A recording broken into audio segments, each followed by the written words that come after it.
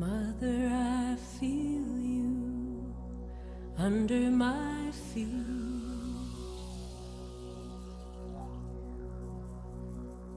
Mother, I hear your heartbeat.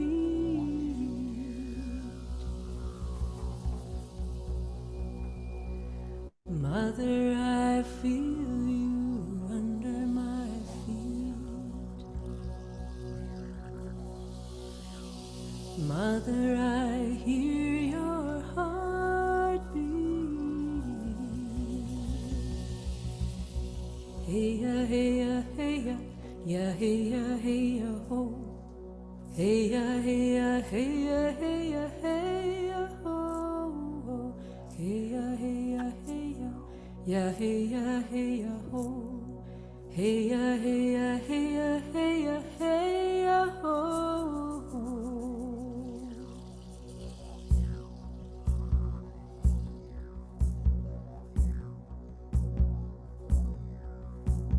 Mother, I feel you under my feet.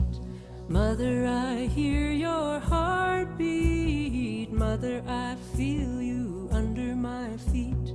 Mother, I hear your heartbeat. Hey ya, hey ya, hey ya, ya hey ya, hey ya, ho. Hey ya, hey ya, hey ya, hey ya, hey ya, ho. Hey ya, hey ya, hey ya, ya hey ya, hey ya, ho. Hey ya, hey ya, hey ya, hey ya, hey ya, ho. Mother, I hear you in the river's song, eternal waters flowing on and on. Mother, I hear you in the river's song, eternal waters flowing on and on. Hey ya, hey ya, hey ya, ya hey ya, hey ya, ho. Hey ya, hey ya, hey ya, hey ya, hey ya, ho. Hey ya, hey ya, hey ya, ya hey ya, hey ya, ho. Hey ya, hey ya, hey ya, hey ya, hey ya, ho. Father, I see you when the eagle flies. Light of the Spirit's gonna take us higher. Father, I see you when the eagle flies. Light of the Spirit's gonna take us higher. Hey ya, hey ya, hey ya, ya hey ya, hey ya, ho.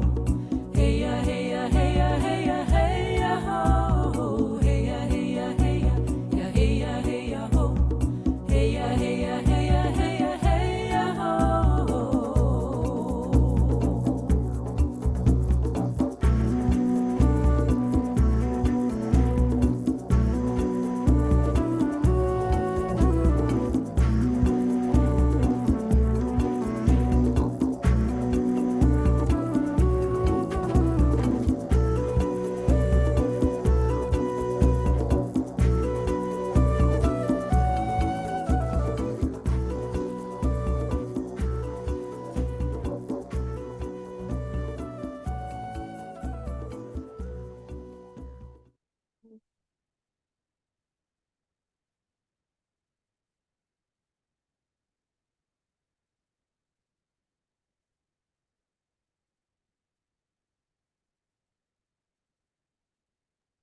Hello, hello, hello, everybody. It is so good to see your faces.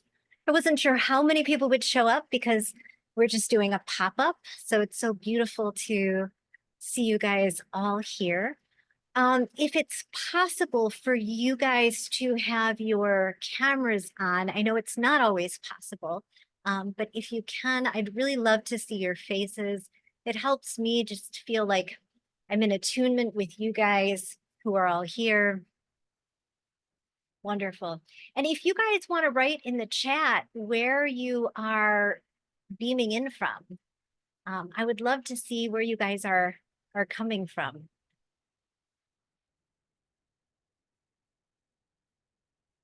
Austin, North Carolina.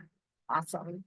Wow, Portugal, Tucson, New York City, Denver, Canada, Cornwall, UK. Wow.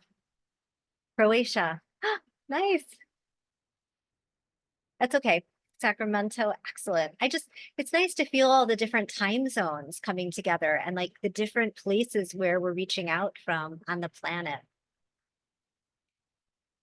one of the things that I've really been deepening into this past Venus cycle, we've been traveling in Skydancer, which is my larger Venus course, through the descent. And each month, as we've been together as a group and then living through the out picturing of all of the things that are going on in the world stage, I have been feeling the kind of revival of the red thread lineage that is Venus's. And I've held this vision of seeing all of these different women in their houses, like these connecting red threads all around the world. And each person who is connected to Venus, kind of anchoring that red thread energy right in her own area. And I think more than ever, one of the things that we're called towards, like I'm in Lake Erie, or by Lake Erie in Ohio, Robinson, Michigan, is to hold that energy where we are on the planet. Like it's not necessary to move to Hawaii or to be in, one of the great spiritual centers or vortexes on the earth, Egypt. And, I'm trying to think of them. I know in Peru, there's places like this is how we grid the planet is by holding this frequency exactly where we're at. And so I try to show up to all of my offerings, as the Mary Magdalene and Jean's kind of archetype. So I come in my hoodie and I try to be as human as possible so that we all feel permission to um, really walk that path of the red thread, which is, deep devotion to our own humanity and the lighting of the divine spark within that paradox. So having said that, um, I want to begin just like with a little recap, just to center us in where we are.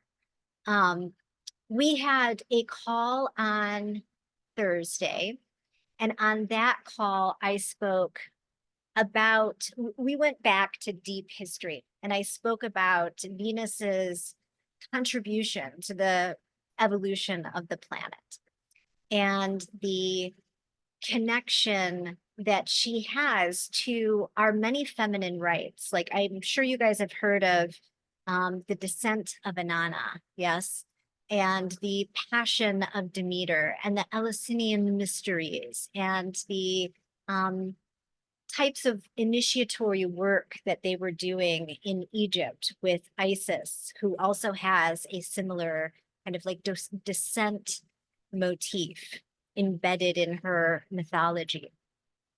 And the Venus mysteries that we're walking here are really, in essence, a revival of this older lineage of descent and renewal.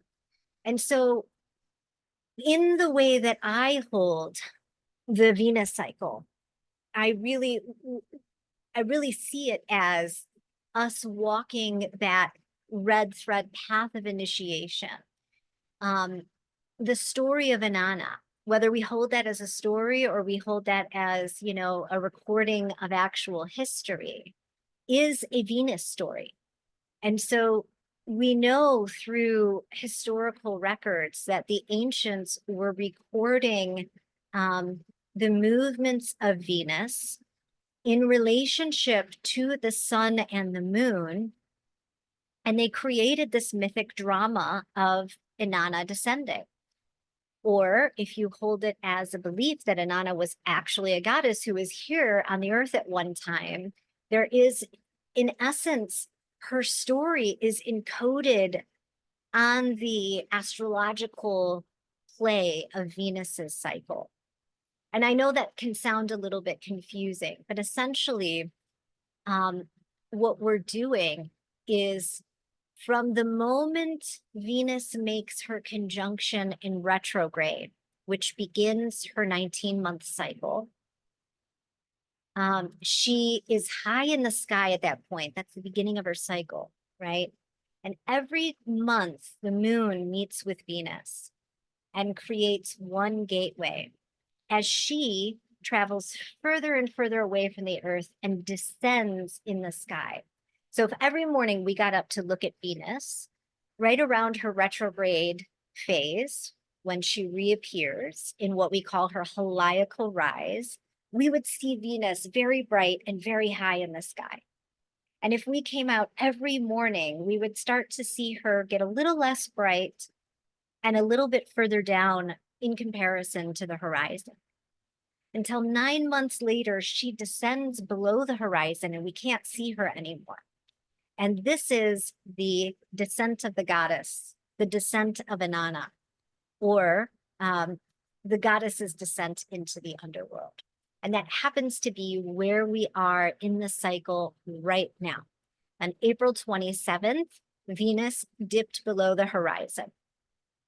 Now, it's a little bit hard to track depending on your elevation on the planet. Sometimes Venus stays, you can still see her. So for some people, they might not see her disappear until May 1st. For some people, like where I am in my area, we're pretty low. I couldn't see her on the 25th. So from a computer standpoint, which is us tracking on an astrological chart, we say that when Venus is 10 degrees away from the sun, that she has dipped into the underworld. Now, the way that we work with Venus is by looking at the beginning of her cycle and carrying that chart all the way through the entire descent with us. And so when Venus began this cycle, it was August 13th, and she was in the sign of Leo. And that placement creates what we call the overtone. And so the entire cycle is toned and infused and embedded with Leonine energy. Then when she goes into the underworld, she makes a second conjunction. And I want to tell you guys, I know that this might be hard to follow, just kind of lightly follow along with me. When I send out this replay, I'll send out a masterclass I did that's got slides and the whole thing. So you'll be able to conceptualize what I'm talking about. So we've gone now 9 months away from Venus's first conjunction in Leo. And on June 4th of this year, while she's in the midst of the underworld, she will make second conjunction to the sun, this time on the far side. She's not close to us. She's very far away, occulted by the beams of the sun. This is why we say she's in the underworld, because we can't feel her on the planet. It's hard for her to get her influence down to us from so far away when she's behind the sun. She can't hit Earth, obviously. And the sun's rays are kind of blotting out her influence.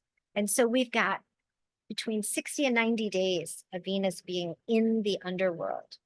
And in the midst of that, she makes that second conjunction. And this time, that conjunction will be in Gemini.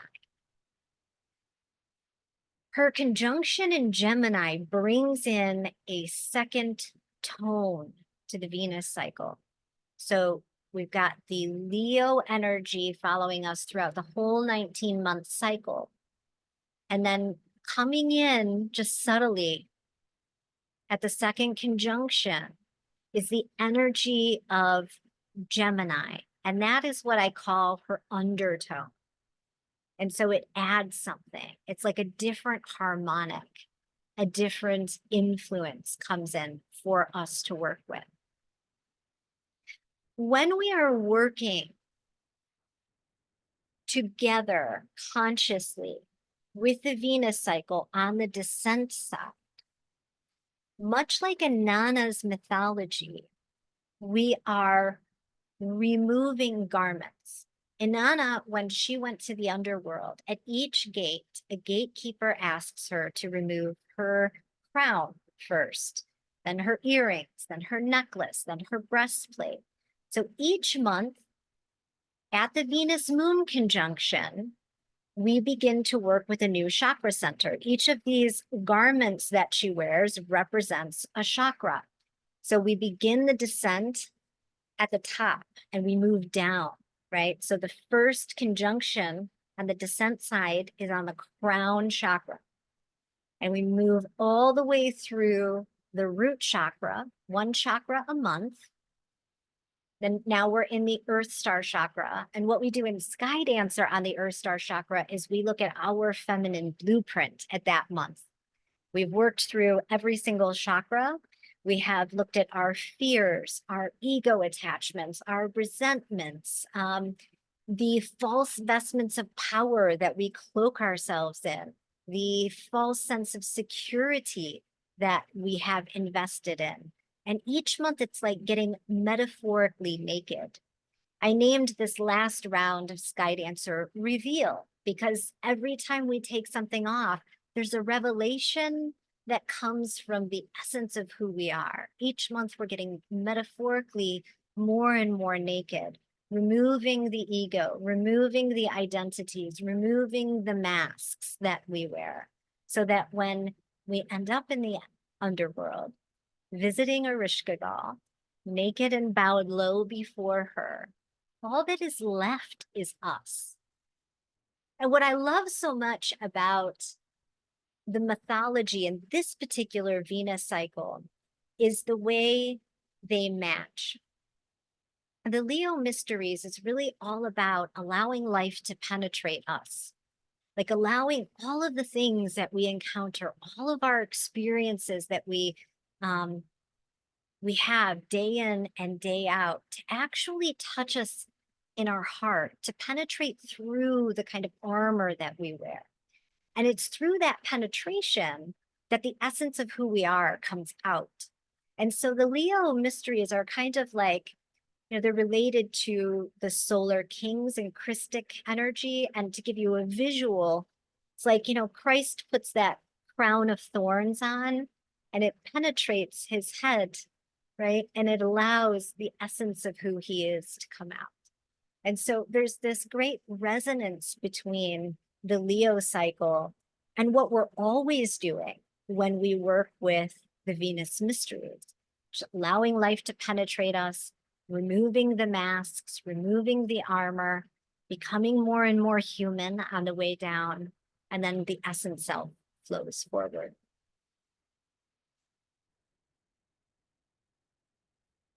So this time around with Venus and Leo, we worked with that overarching energy of Sekhmet. And I always choose an archetype that I think matches the energy well. And Sekhmet is a lion-headed goddess. She is from the Egyptian pantheon, the daughter of the sun of Ra. And her story goes that people were disobeying Ra's laws. So this is like God's laws. Ra is like the source or the top dog in Egypt.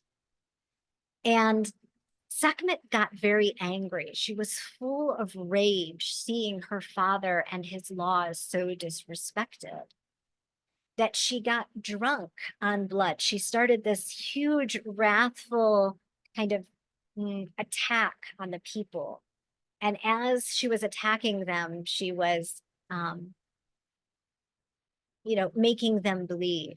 And so finally, the gods were like, what are we going to do? She's going to destroy everything. She's drunk on rage, Sekhmet. And so they prepared this special brew for her, and they dyed it red to make it look like blood. And she drank it, and she got tired and passed out and went to sleep and finally stopped. But it was interesting because I chose that archetype and we went into working with Sky Dancer with that archetype. And then everything that happened in the world happened. And I have felt like this was a really good kind of example of how the Venus cycle impacts us, like on the deep somatic level. She is related through her relationship with Taurus to the soma of our body, to our somatic body, our body knowing. And, in her morning star emanation, Venus is the goddess of war. She's got this warrioress like quality to her. She's much more imminent and in our faces. And um, the Mayans back in the Mayan time used to time their attacks based on her morning star appearance. So she's very fierce in the morning star. She comes out with a lot of pride, a lot of confidence. And this really matches Sekhmet. And Sekhmet herself is an emanation of Hathor, the Egyptian goddess Hathor. And the Egyptian goddess Hathor was, of course, the like nursing kind of mother, the nourishing kind of mother. But she was also related to civilization and to empire and to politics and to like what was going on with the people. And so we can see through working with the Venus cycle that even though it's so personal, that Venus really does represent the differentiated feminine. It's not a lunar energy. The lunar energy is the ground of the undifferentiated feminine. It's more tribal and communal, right? It's like the sun projects its light onto it. You can project anything onto a lunar feminine. It's receptive, it's very yin. Venus, however, when we work with Venus, this is the differentiated feminine. This is who am I as a feminine. All of my many mercurial 10,000 faces. So when we work with Venus, it's personal. It's about us. It's not about becoming an archetype. It's about taking off everything that is untrue and revealing the self that's underneath, right? And there's this way that one of the paradoxes, and for me, the like most distilled form of Venus or of the feminine is paradox, right? Like if we break it down, the feminine really does teach us all about paradox, how two truths can be present at one time. And so even though this work with Venus is about us, what's really been revealed to me more than ever in this cycle is about how we do the work so that it shifts the collective, so that it does have an impact on our greater families, communities, on society at large. So there's this kind of like dual purpose happening. When we give ourselves permission to be human, fully human, and we light that essence self up, so much so like Leo, right? It has the capacity to come out and be seen in its authenticity, to be seen, right? In who it really is without being shy or scared or, in all of the different archetypes that we play, in the mother archetype or the codependent archetype or the people-pleasing archetype. It's just fierce enough to be itself, right? And there's something soft about that. It's another paradox, like to be fierce enough to be ourselves. There's a softness inside. So we've got this understanding now that, on the descent journey, we're in Leo, the overtone cycle. What we're working on is allowing ourselves to be penetrated by life deeply, to be deeply feeling humans once again, to be with our rage, to be with whatever's true in the moment, right? And now we're just on the midst of like the cusp of going into the underworld. And I brought with me two charts because I wanted to explore the astrology. Last time we really looked at the deep history of the Venus cycle and the Venus lineage. And this time I wanted us to take a look at the chart of the underworld. And if we have time, maybe the chart of the Gemini cycle and like where we're headed. What does it mean? What is Venus initiating us into? As much as I love this work, and I'm sure you can see it on my face, like it excites me. It's so fun. It's always new. And I think the reason it's like that is because I let Venus teach it through me. Like I just translate what she's doing in the sky And she brings forward the lessons based on where she is, based on the conversation she's having, based on, where she's at in her cycle. And so while the bones or the skeleton of the initiation is always the same, there's always the descent, there's always the rising. But the evolutionary curriculum is so timely, it's so current, and no two cycles are the same. And if you go along for the ride with Venus, like she will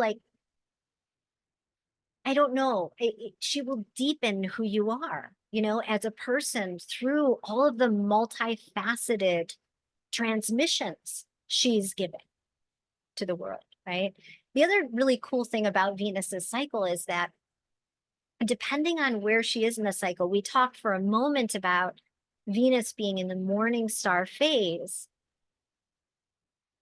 To view the first transmission I did, you know what? When I put out a new offering, I don't love to spam people. So what I've done is I've held back that transmission. And once this one's all complete, I'm going to put together a little vault for everybody to have these resources and some bonuses. And I'll send it out at one time so that, I'm not sending a million. People stop opening my emails, I think, if I send too many.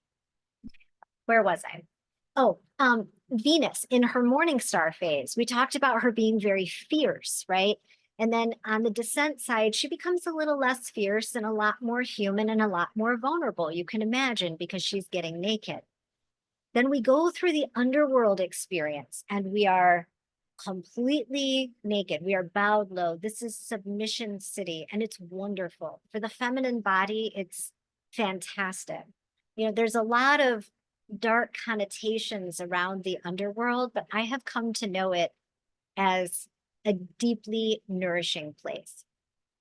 As much as you kind of, face into truths that maybe are inconvenient, you always come out more aligned and deeply soft and very vulnerable and authentic. And so I'm so excited to be offering this kind of standalone underworld journey before we go on the ascent, so that people who want to join the ascent journey have had the experience of going through the metaphorical underworld first, that kind of last bit of stripping away. And I feel like I went off my point. What I had wanted to say was Venus, when she is morning star, is very fierce. And then as she descends, she gets softer and softer. And then in her evening star phase, she rises in this more angelic, more transcendent emanation. And so we can kind of look at it like there's the stripping away of all that isn't us. There's the meeting of the true self in the underworld. The stripping away is a kind of decohering, like where we're sort of coming apart and letting all of the untrue stuff rattle out. Then we have the underworld experience. And when she rises in the evening star, there's this sense of recohering. And so it's almost like she takes us apart and then puts us back together again in this kind of like truer, more aligned emanation.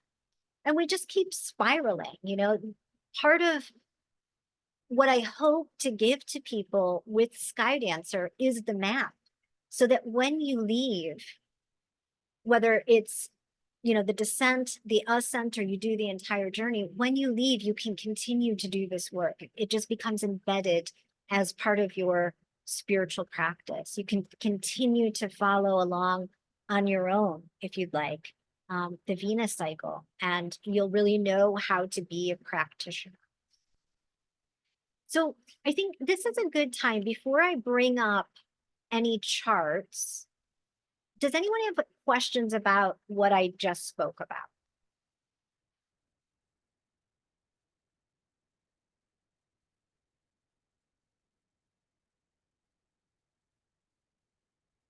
I'm going to take it as a good sign, like I explained it well then.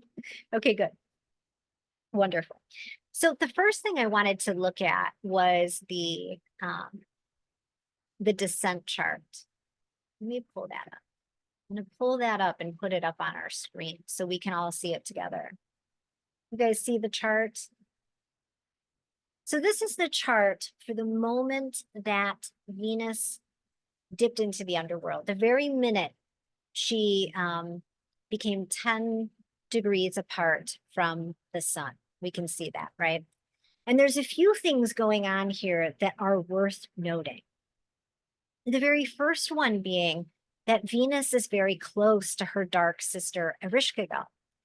Erishkigal is who Venus meets in the underworld. So I feel like it's very fortuitous. There's this sense of like, I couldn't have written the play better myself than to have put Venus at the beginning of her descent journey in the in Aries conjunct Eris. And let me talk about Aries for a second, because this is exciting as well in terms of underworld work.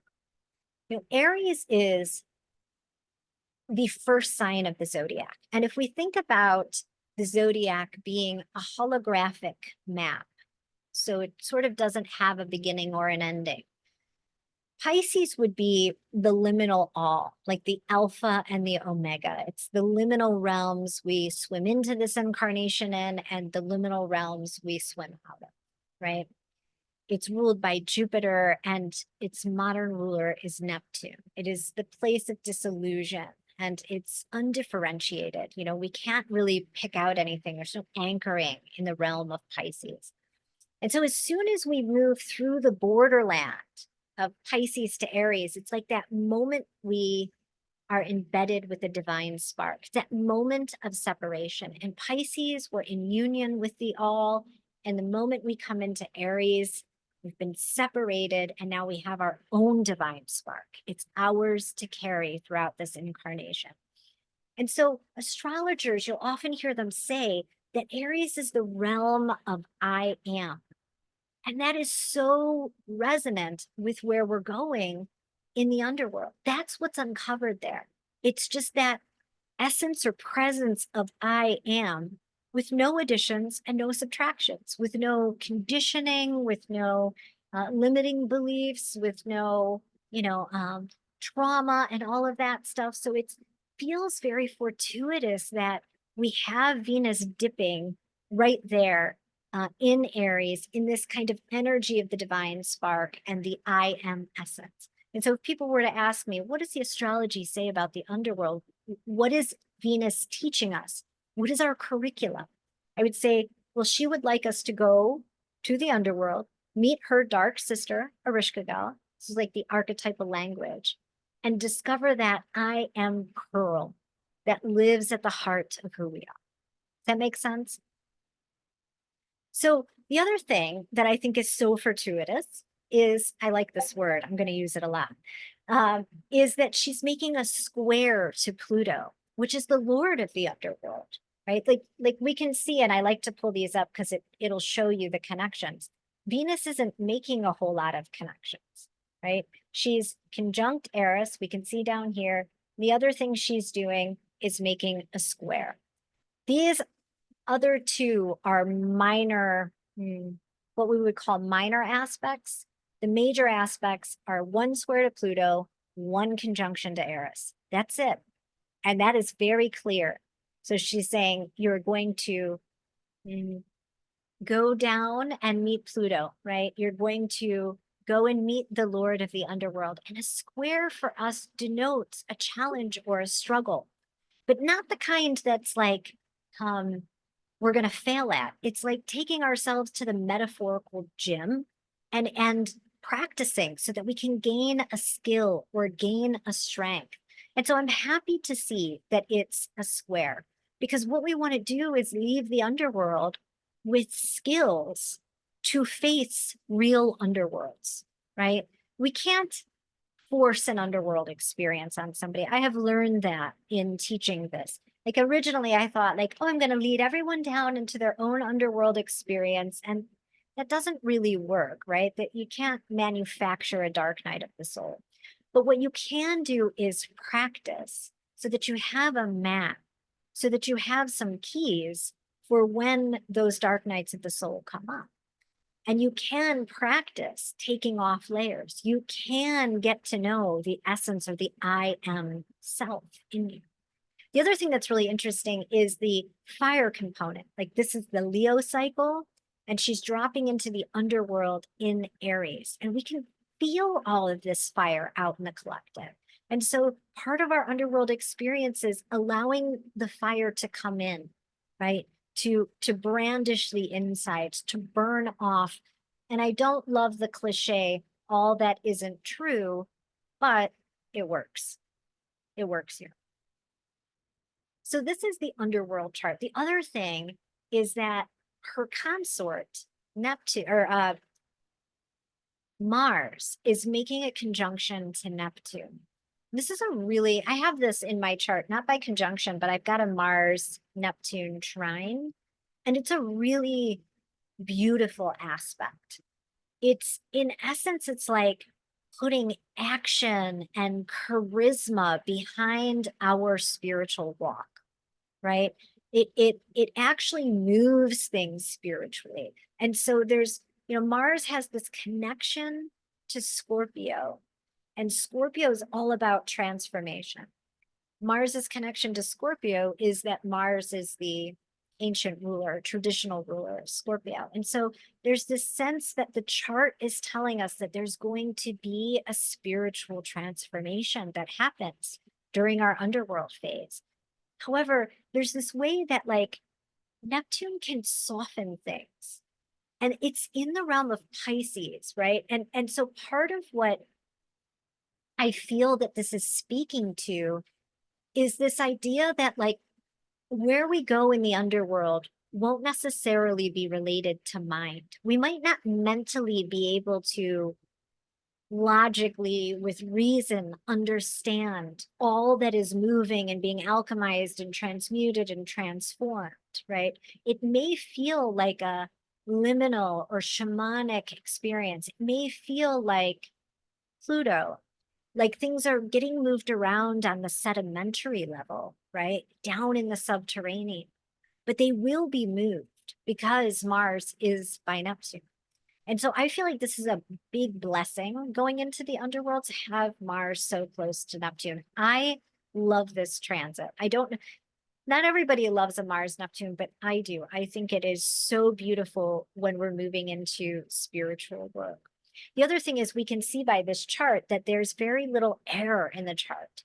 And so it also speaks to that same concept of things moving in the body layer, like on the alchemical layer, but the air has to do with the mental realms. And so with there being so little air, and then there's a lot of water, there's like this way that Venus is showing us that a lot of the transformation will happen in the somatic body, in the emotional body, on the alchemical level, rather than we may not understand it with reason, with logic. Does that make sense? Yeah, good.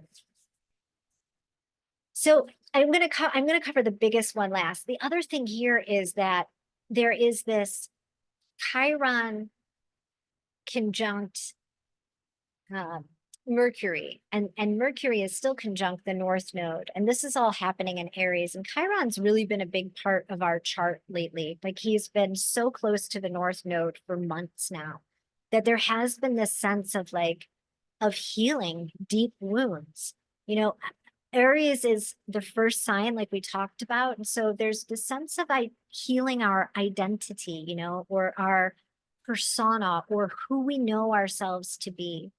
There's this sense of embedding the soul further into the body, like this ability to pin it down a little further, to anchor it in a little bit more deeply. And the North Node being there speaks to this idea of it being an evolutionary imperative. Like this is part of our work. And if we're doing this work, we are all collectively contributing to the story that's playing out on a collective level. And with Mercury there, Mercury is the one planet that does speak to mind, but he also speaks to magic and communication. One of the things he's called is one of his monikers is the throat of the gods. And so I think we will hear a lot about healing. Like, I think we're actually going to begin to hear oracular messages, new messages, cutting edge messages, messages that come through from like the psychic realms that we're not really used to. So it feels new. You know, this is Aries energy. Aries is new. It feels like we'll be getting some kind of information about mm, what it takes to be in relationship with our wounds in a way that is constructive and not just personally, but collectively, because the North Node is there. Like we have seen over the last 9 months, like the need for collective trauma healing. I think that like the whole outpicturing of what's happening on the collective level speaks to the need for generational, tribal, communal healing, like healing on that level, even and the ancestral level as well. But for those of us in the healing or spiritual community, we hear about this all the time, and it can start to get old. It can start to feel like that's all I'm hearing about. So my sense is there might be something new that comes in here, something that we haven't heard before. Maybe it'll come through one of us. So pay attention, like to the messages that you start to get. There's a very oracular impulse with Mercury. There's this, him bringing through gnosis, and most of the time that will be in the underworld, he'll be in Taurus, and that is where the body speaks to us. That's where that knowing, or that idea of knowing thyself, comes through, is that Taurian Venusian connection. So all signs are pointing towards we're going to the underworld. We can see this, as we've said, on the collective level. We can see this in the chart with Venus.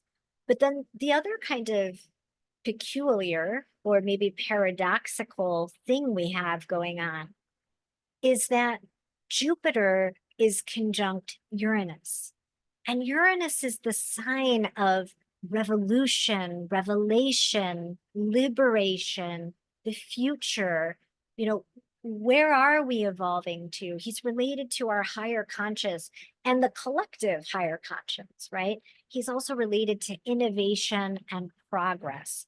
And when he meets with Jupiter, Jupiter's got that kind of Piscean feel to him, that Sagittarian feel. He's very spiritual. He's expansive. Whatever Jupiter touches grows and expands. He's got a lot of faith, and I've been feeling that come online for myself.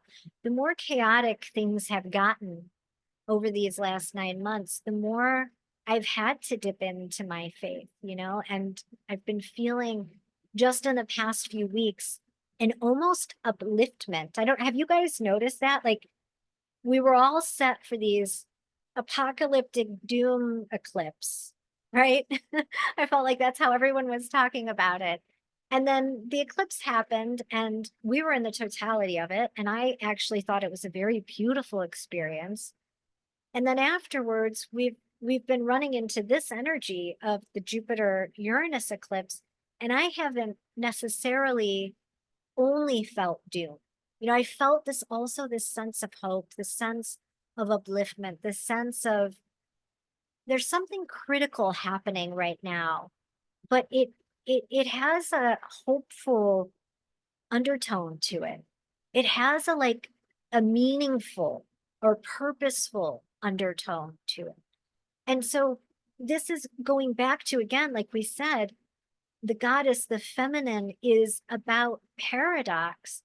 We've got this kind of journey of going down into the underworld that's being anchored not necessarily by something low and dark, but by something hopeful and evolutionary and expansive, and that allows us to dip into our faith.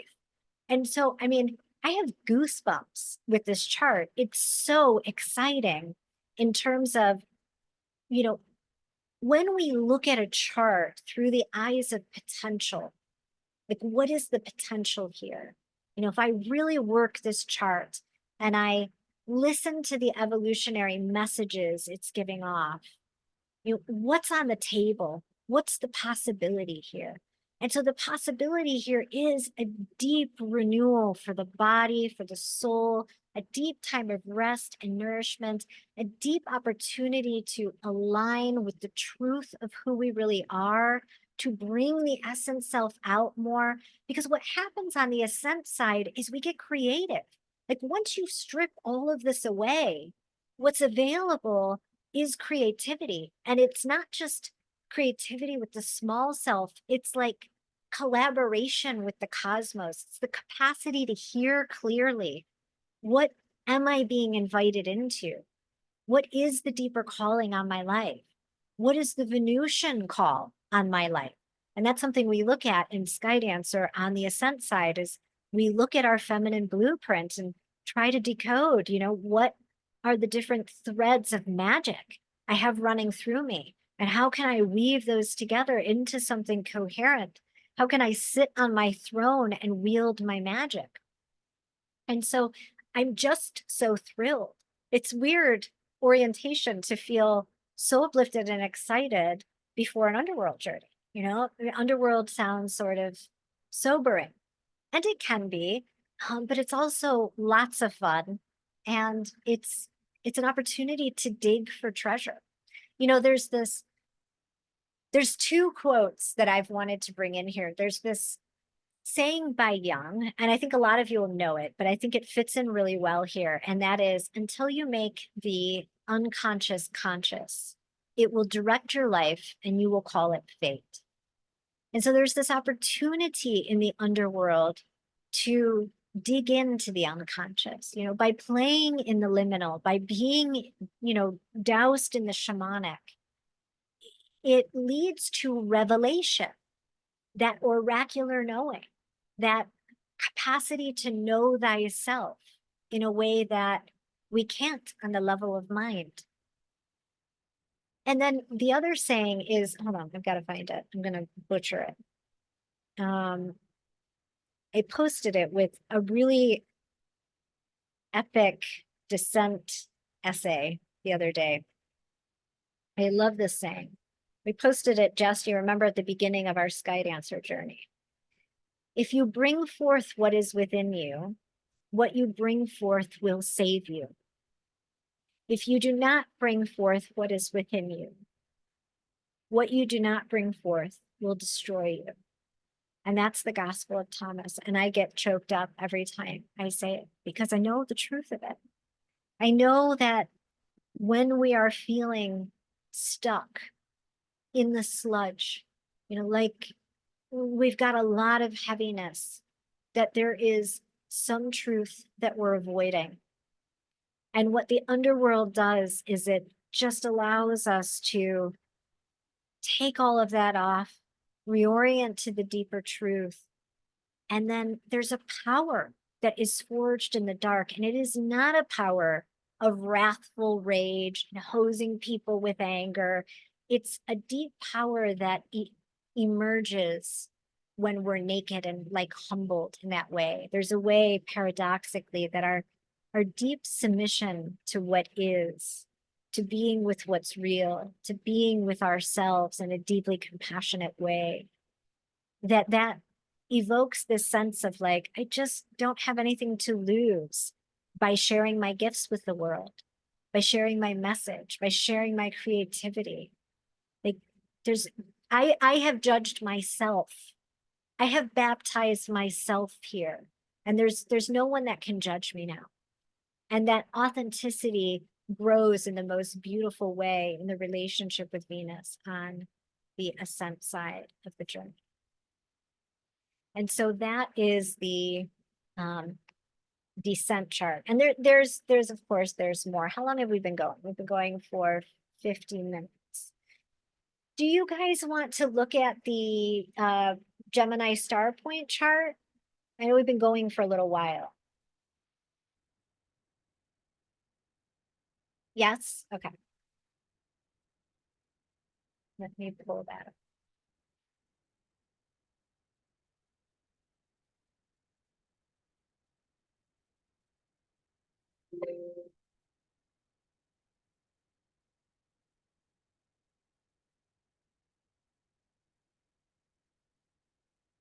Okay. So this is our Gemini star point chart. This is Venus being halfway through her underworld descent and making that exact connection or that exact opposition to the Earth, right? On the far side of the sun. We call this her superior conjunction. And again, I will include a masterclass with this replay that has slides. So it's all right if you can't really conceptualize the image of what that is right now. She's very far away. And when she reappears after this conjunction, she will be very low on the horizon and small and not very bright and very far away. She comes in like an ethereal angel, slowly, moving from apparition state into solid form. That's the evening star energy. And so one of the things, the first thing I noticed about this chart, this is the Gemini star point chart, is that the ascendant of this chart is the same as the Leo chart. And so it is reinforcing for us that our curriculum is Leonine, okay? Like it's saying, don't forget that the overarching curriculum here is all of our Leonine work that penetrated to let the essence self out, that capacity to be seen, that working with whatever those booby traps we have over our lives that don't allow us to be seen, people pleasing, whatever it is, there's so many. Having a critical parent, having a critical teacher, having a critical Sunday school experience, all of those things can contribute to us not really allowing ourselves to be fully seen. And when we're not fully seen, we usually aren't fully seen in any part of our lives. And then we're not also cherished and beheld.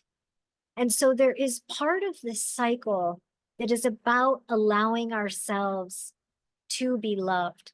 A lot of women I work with are wonderful nurturers. They are amazing caretakers. I mean, just top-notch, incredible, angelic, giving, goddess-like women in terms of how they can caretake others.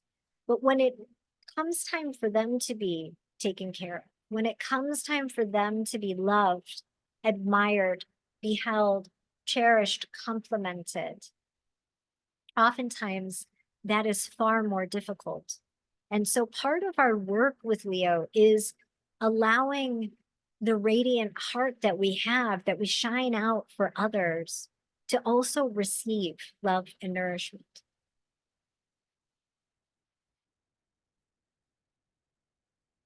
So some interesting things of note, and I'll dissect this chart further at another point, but I want to note a few things that pop out at me. So first, the conjunction happens in Gemini at 14 degrees Gemini. Hey, Jess, do you want to look up the inside degrees for 15 Gemini? So 14 Gemini is our Venus star point. This means that Venus's undertone is Gemini and the ruling planet of Gemini is Mercury. And so all of those gorgeous things we just mentioned about Mercury, that throat of the gods, right? That being able to use our voice and bring our voice forward. Mercury is a magician, he's a mage, So working with magic and really understanding what magic is. It's not like the guy doing card tricks on the stage or cutting some woman in half. It is the capacity to weave worlds into existence.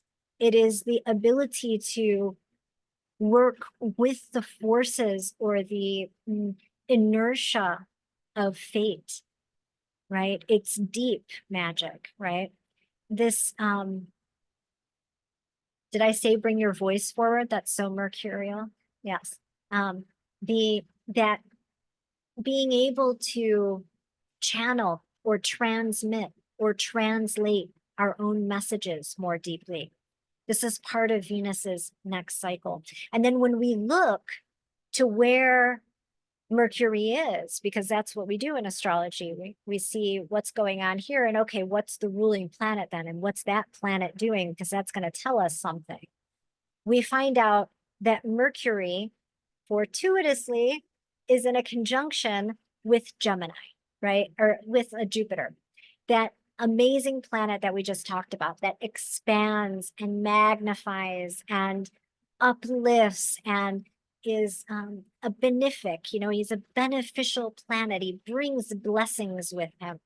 In my teacher, Ren Butler, he had gone through because so many of the planets are masculine, and he gave us all a list of what he believed archetypally their feminine counterparts were.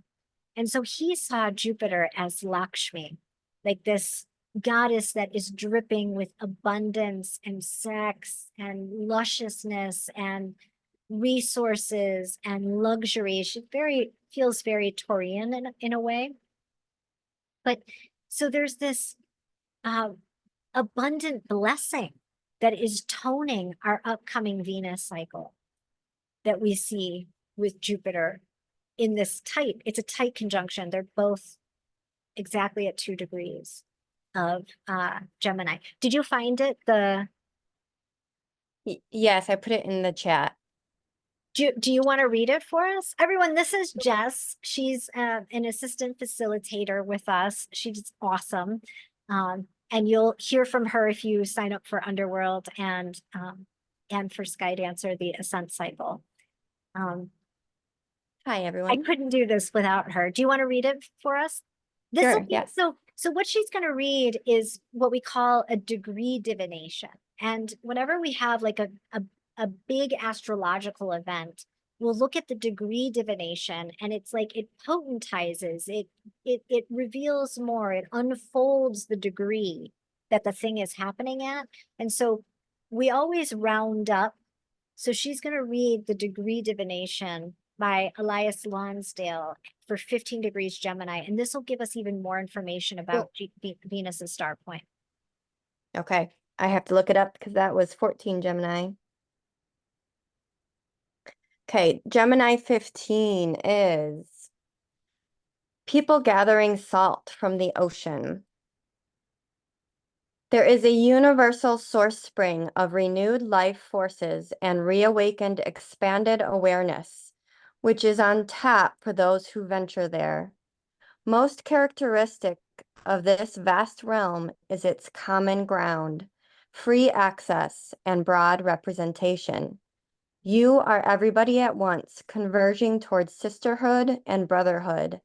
The sudden, drastic, and astounding universal life stream toward the future being there, just like that. Serendipity and chance, fortune and synchronicity. The 100th monkey comes to town. The only thing asked is to make way, to cast off the outer covering of separative identity, and to open the path and let it flow. However, this is so easy and natural, you can pass it right by and miss the chance.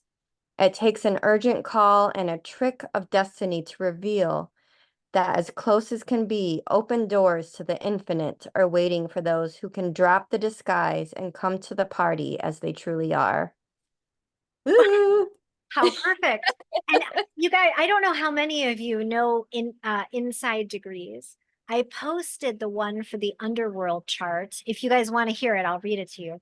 But they are not all that uplifting.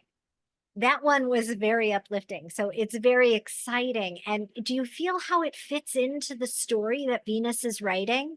Like she's writing this underworld story. Her degree divination for the underworld chart is very underworldy. And then it matches all of the astrology that we've just talked about. She takes us through this kind of shamanic initiation, and then she pops us out the other side with this Gemini cycle that feels so much more uplifting. And do you have it still open? What was the last sentence? It is open doors to the infinite are waiting for those who can drop the disguise and come to the party as they truly are. Hello. Yes, that's exactly right. And we can even see that in this chart. I'll show you where. So if we look down here at the south node is, let's see, for lack of a better term, we might call it a karmic node. And we can look at the nodal axis as sort of like dharma, so where we're heading, and karma. And this is a really crude explanation. So if there's anybody here who's an astrology enthusiast, please forgive me. I'm for the sake of time explaining it like that. But so it's a point of where it's the descending node. So we shear karma off here, right? It's a place where in order to move forward, there's something we need to let go of. And we have this archetype here called Black Moon Lilith. And if you guys work with me, you know that I hold Black Moon Lilith as the archetype of the Death Mother. And what the Death Mother means, it doesn't have to be our mother. Essentially, what it is this kind of place in our lives or this place in the collective where somewhere along the line, someone, something has instilled this intent to psychologically annihilate some part of us. And that usually comes through shaming us and criticizing us. And we'll get those messages, like I said, from our Sunday school teacher, a parent, sometimes just even through ourselves. Our own negative self-talk can keep us in a state of shame. And what happens is often in a natal chart, a person's chart, where we see Black Moon Lilith will show us where there's some sense of freeze, right? And so, in Libra, in a natal chart, we might think that someone has a sense of freeze around intimacy, around relationship, around opening their hearts and being with another person. That's how we might read it for a natal thing. In this is like this sense of the other. These are collective nodes. So this isn't in one person's chart. This is the chart, the mundane chart, the chart of the collective. And so we see Aries as being the focus, the north node, the evolutionary point, where we're going is this healing around identity, me, the what does it mean to be an individual person in a larger collective, and Libra being the house of we, right? So everybody else. And in this place, it's where we project a lot, it's the place of being, mirrored to. And the big evolutionary ask on this cycle is, to distill it down for you, is this idea of like the essence in me meets the essence in you. I think that's the ask, that's the invitation. So like, can we drop all our projections? Can we let go of all of our perceived archetypal things, all of the shoulds that we put on to other people or how society should be, all of our ideologies? Can we drop all of that and meet each other human to human, right? A good way of explaining this is I didn't have a great relationship with my mom because I projected the archetype of mother onto her, and she didn't always do the best job when I compared her to the archetype. However, when I realized I was doing that to her, I dropped the archetypal projection and could relate to her as just Betsy. And now we have a great relationship, right? Because I can meet her in the human space. So that always feels to me like the kind of top line evolutionary ask on a personal level for the Aries Libra axis. And so this is something that is being asked of us, this sense of dropping disguises, masks, ideologies, shoulds, archetypal entanglements. We can often put on an archetype as an identity, right? And what happens when we drop all of that stuff is it makes way for intimacy. But we have to deal with whatever is in front of that, whatever shame, whatever freeze, whatever, critical intent was embedded through Black Moon Lilith. And the thing I love about her is that when you really work with the Death Mother archetype and you shake all that stuff loose, you melt it so it's not frozen anymore, is that her archetypal or mythic story is that Lilith is sovereign. You know, she was the first woman in the Garden of Eden. And when Adam said, lay under me, she said, no. And she left, and God tried to get her back, and she would not come back. You know, even if he threatened to curse her as the mother of demons, she stayed on the edge of civilization to be a stand for what her beliefs are. That's one way we can read the Lilith story. And so what happens is when we get free of the shame of the critical intent to annihilate some part of our expression, Death Mother, we have this sovereignty where what other people think can't really influence us. We know ourselves, we know our intentions, we can trust ourselves, we can trust our own gnosis, right? We can stand in that essence of I am and remove those disguises. Does that make sense?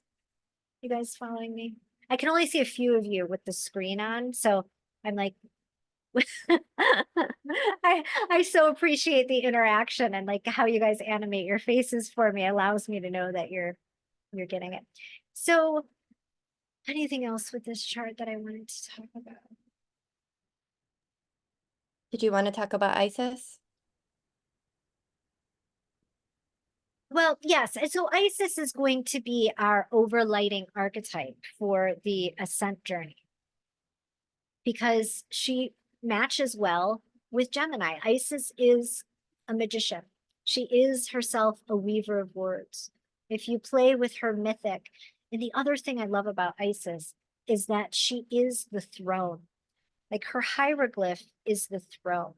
And so one of the things that is so beautiful about working with the energy of the underworld and then working with the recoalescing spirit of the ascent journey is that capacity to root deeply on your own throne, right? To be able to sit firmly in that I am knowing who we really are. And so we're going to work with Isis, and I'm so excited. I've never had her for an entire 9 months. Oh, yes. Oh, the Death Mother's in there. See, the Death Mother is by the South Node, and we will work with that chart the entire ascent journey. That's like our curriculum chart. Yeah, we'll have Isis, but part of the curriculum work we'll do is look at the Death Mother, where she exists in us, and how we can warm that energy up so that it's not it's not stopping us from embodying our more kind of Isis like archetype. Does that make, am I saying that well? Yeah. So she's in there. And what she's saying is like, in order to evolve, this is what needs to purge. She's right on the South Node. So what I'd love to do, because I've spoken for an hour and 10 minutes, is talk just for a minute about Underworld. Underworld is an 8-week initiation, and we are going to work with the medicine of the underworld. And there is a lot of great medicine to be worked with. We will work with the medicine of confession. We will go into the subconscious and the unconscious. We will bring stuff forward so it can be released. It will be a ritual, psycho-spiritual journey of really deep revelation.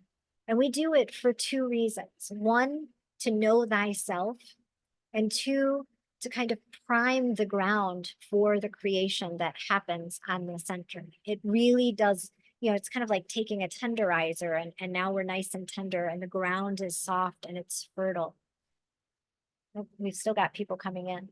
And so Underworld is a wonderful, first of all, it can be a standalone initiation journey. You don't need to move on to the ascent cycle. If you want to just work with Venus's medicine and just be with the underworld,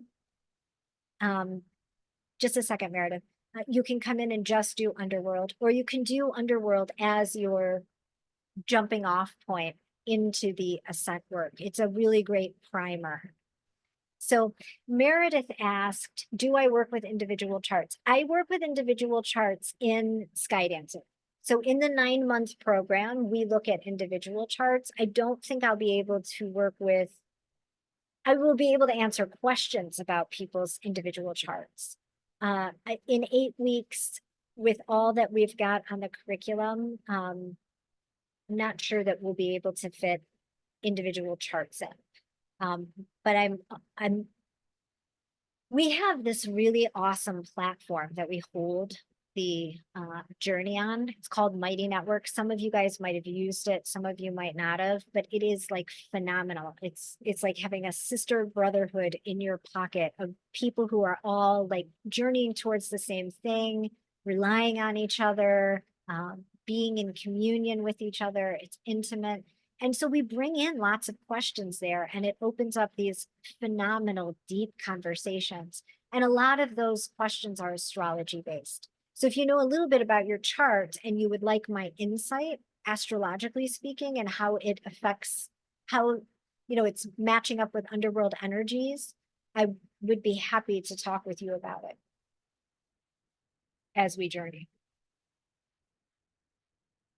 But the ascent side is where we really bring out the chart and do some chart work every month for personal charts.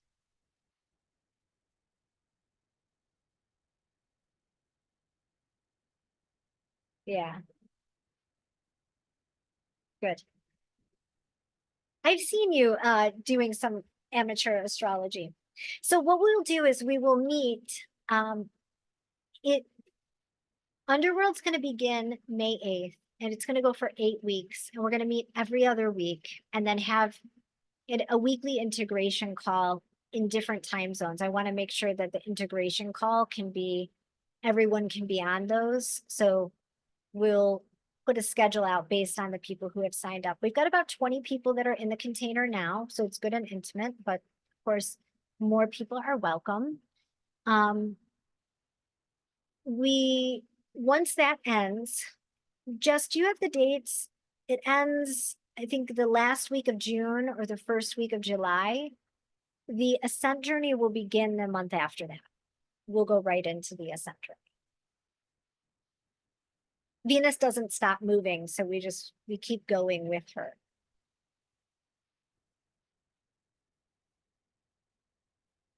I know some of you guys are already signed up. I'm so glad that you're here today. Does anyone else have questions?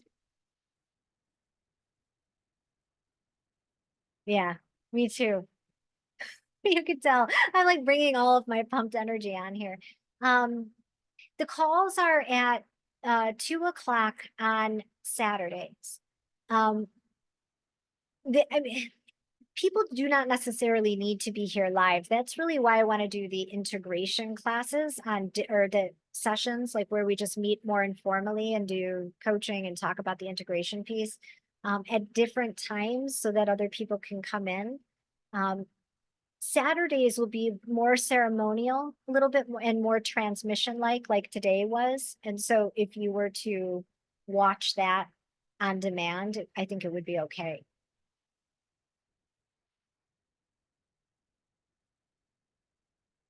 If you guys want to come off mute to ask questions, that's right.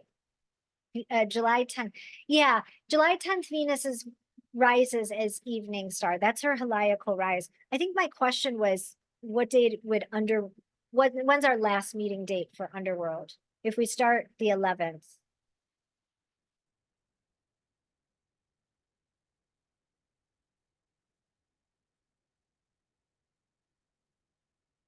Thanks, Jess. Appreciate it. Okay. If you want to come off of your mute to ask a question, you can. I don't want to get off until everybody has asked what they want to ask.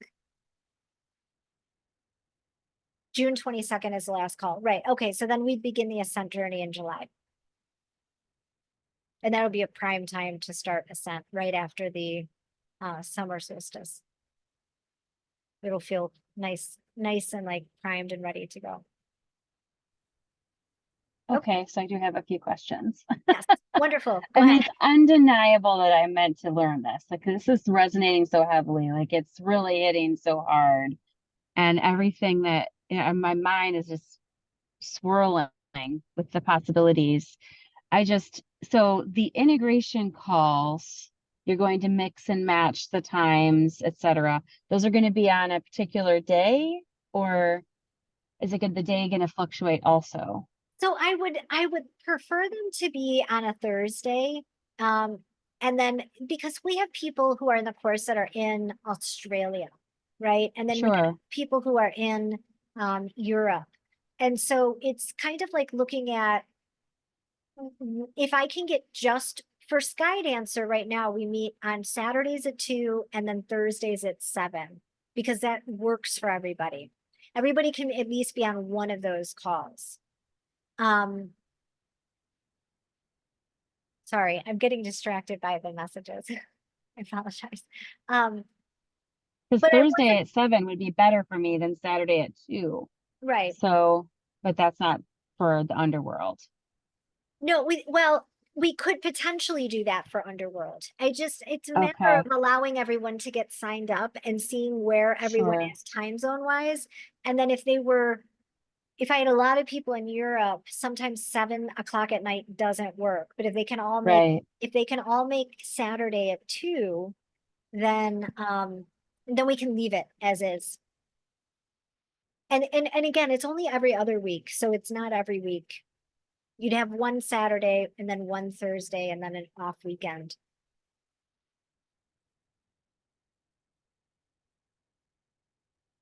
I will, we can work on that, you and I. You can let me know when you're available. It'll help. And then I'll put together um, Jessica and I will put together a like tentative time schedule calendar for you guys. Okay, that sounds amazing.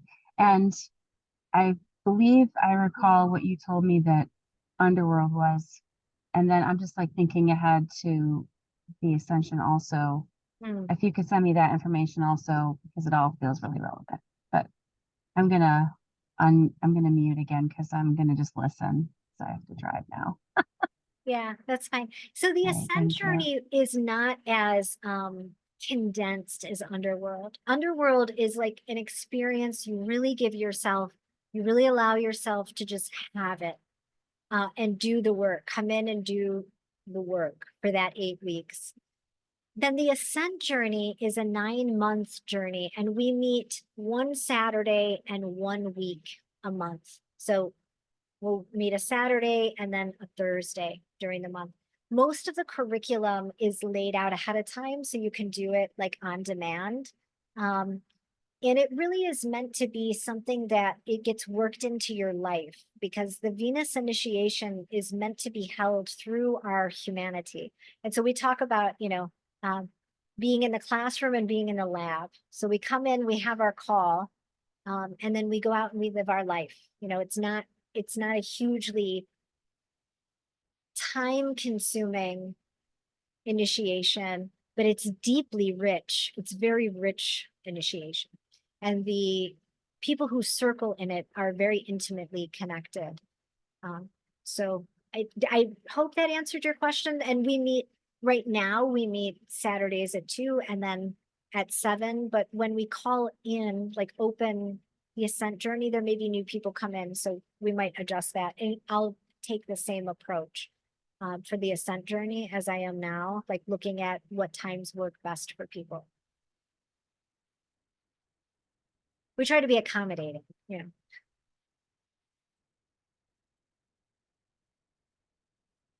So was there another question, Jess? Let's see in the chat. Raquel was asking about if you could elaborate a little bit more about working with and finding your medicine on the journey. Oh, yeah. So essentially, it's hard to even put language to this, but as you're doing the journey, all of the deeper curriculum, like you'll have a Venus astrology transmission every month, but most of the curriculum is psycho-spiritual.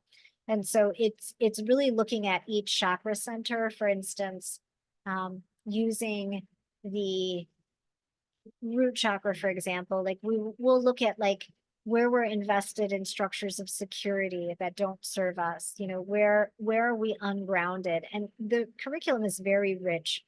And so you'll have a transformation in that area. And as we work up the chakras, each month, each chakra is kind of getting worked. And by the time you get to the end, you've done a really good round of attuning your chakras, right? More to the harmonic of who you truly are. And when we do that, just naturally, we're able to hear, we're able to listen to kind of like the cosmic thrum that wants to be animated or lived through us. Our purpose starts to get a little bit louder because we're not as bogged down with, what things are pulling us out of alignment, where our attention is being dumped in places that aren't true, right? If that makes sense. And so you naturally start to hear it. And then the other thing is we work with our own feminine blueprint. So there are 7 chart points that make up our Venus blueprint. And we work with all 7 of those throughout the 7 gates that we travel through. And then the last month, we do a big month of integrating those 7 chart points. And so that gives you clues as well into kind of like hearing your medicine, knowing what you're here to offer. I hope I answered that well. Yes, I think I did.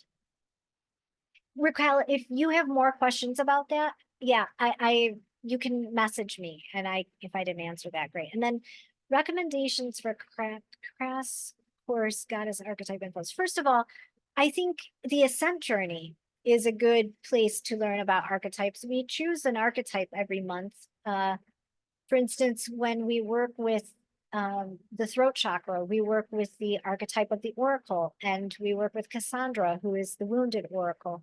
So you'll get some archetypal, information just through being on the Ascent Journey with us. And I'll send you a message. There was a really good podcast that I found not that long ago, but I can't remember the name offhand. I'll private message you on Facebook and let you know what it is. Okay, good.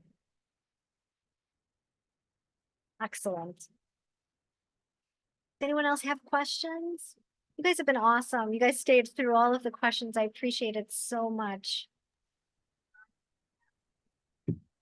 So one more question. This Yeah, yeah. feminine blueprint you're talking about, is that individual to each person, or is that Yeah. like an overarching? Okay. No, it's based on your chart and where Venus is in your chart. So it is very personal. Venus is the differentiated feminine. And so though we work with archetypes in Sky Dancer, the goal is not to embody an archetype. The goal is to embody ourselves, right? And so we use the archetypes like a template for understanding and expression of energy.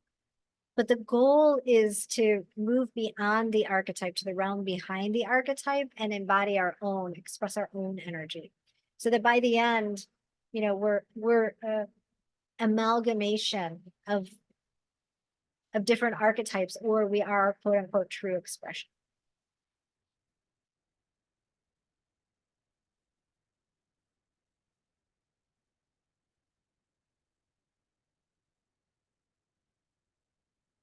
Okay, so if anybody else has questions, here's what I'm going to do. Before I close, do you have anything to say? She's great at like knowing what I needed to say and didn't. So all my Virgo was getting chills every time you like flowed so perfectly and checked off all the things we wanted to talk about. It's Okay. beautiful. So we're all good.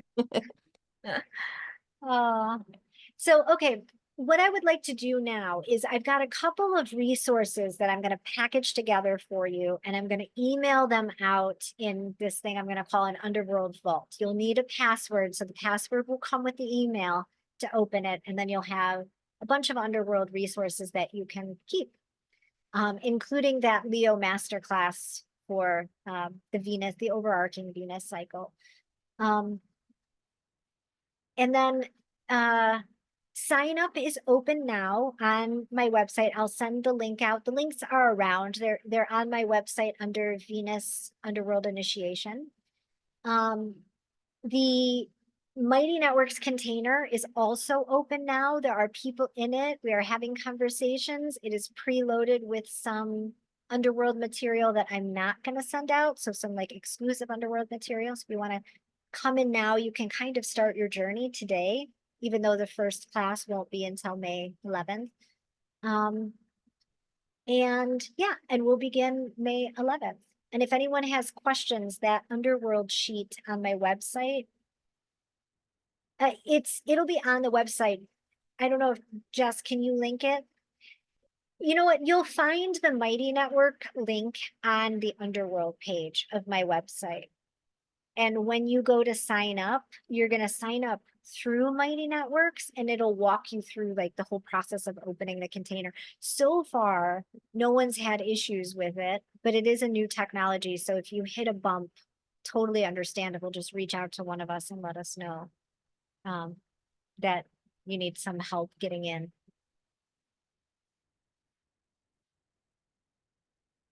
Yay. Okay, well, I hope to see some of you. I know I'll see some of you. I hope to see some more of you on our Underworld journey and our ascent journey. It is going to be epic. I know it is. So thank you so, so much for coming today. I really appreciate it. It was great last minute pop-up experience. Thank you. Do you guys want to come off? You can come off and say goodbye. I love that. Thank you, everyone. It was so nice to see you. Yeah, thank you. Thank That you. Where was can I awesome, find? Jeff. Yeah, That was where can I awesome. find Love a the Virgo info. to organize me? Thank you. Thank Hi, thank you so much. It was amazing. The you. the Thank you. time flew by. The Aw, time good. Mm, Thank you so much, guys. yeah, you're in the Appreciate it. zone, big time. Yeah, good. Thank you. Thank you.